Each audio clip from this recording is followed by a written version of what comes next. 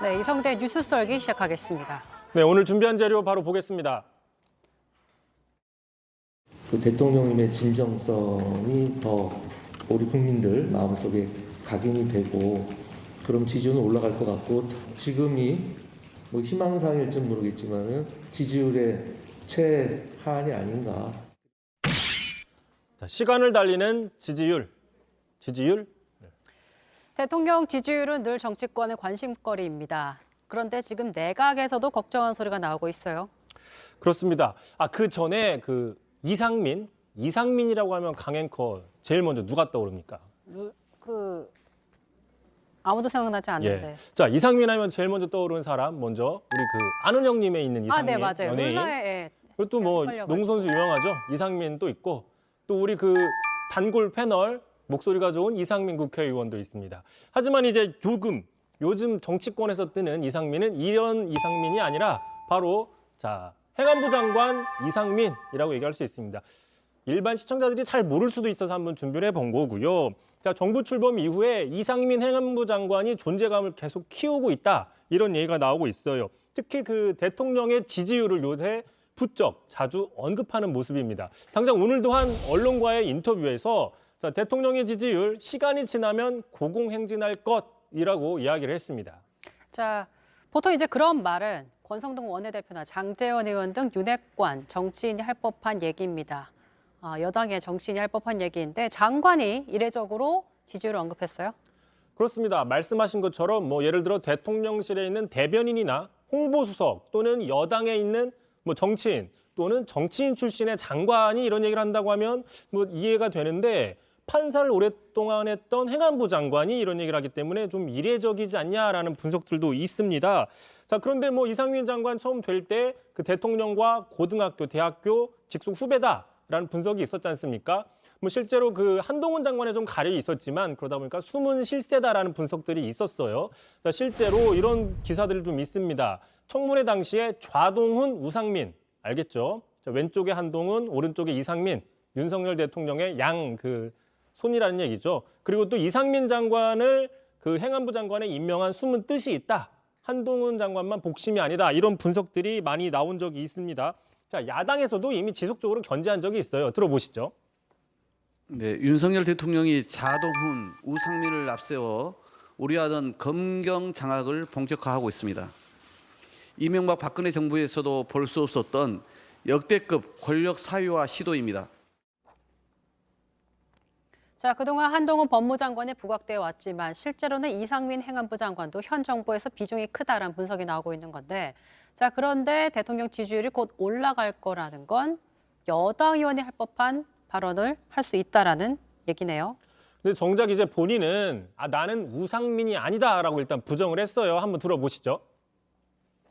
좌동은 우상이라는 얘기는 저도 들어봤는데 왜 그런 용어가 생겼는지는 잘 모르겠습니다만 제가 대통령님 고등학교 후배인 거는 맞습니다만 제가 동문회에서 만나 뵙는 거 외에는 특별히 일을 같이 하거나 그런 건 전혀 없었습니다. 그래서 그냥 동문 사이다라고 얘기했었지 않습니까? 실제로 청문회 당시에도 물어봤을 때 그냥 동문회에서 만나면 형님이다, 형님이라고 부른다 정도 얘기했거든요.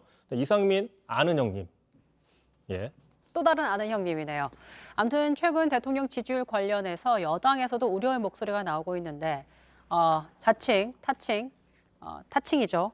우상민, 이상민 장관만 낙관하는 모습이 지금 눈에 띄고 있다는 거고요. 그렇습니다. 당장 오늘만 해도 권성동 원내대표는 지지율이 지금 하락세 이런 모습에 무한 책임을 느낀다라고 하면서 걱정하는 모습을 보여줬는데 이상민 장관은 곧 있으면 올라갈 것이다. 지금이 밑바닥이다라고 하면서 다소 긍정적인 인식을 나타내기 때문에 그 인식차가 좀 있다. 괴리감이 있다라고 분석을 해볼 수 있는 거죠. 특히 이상민 장관이 지난달 말이었습니다. 아까 얘기했듯이 이제 가장 바닥이고 이제 올라갈 것이다라고 얘기했었습니다. 그 이야기를 한 일주일 정도에 저희가 뉴스 썰기를 한 게 뭐냐? 바로 이 내용이거든요.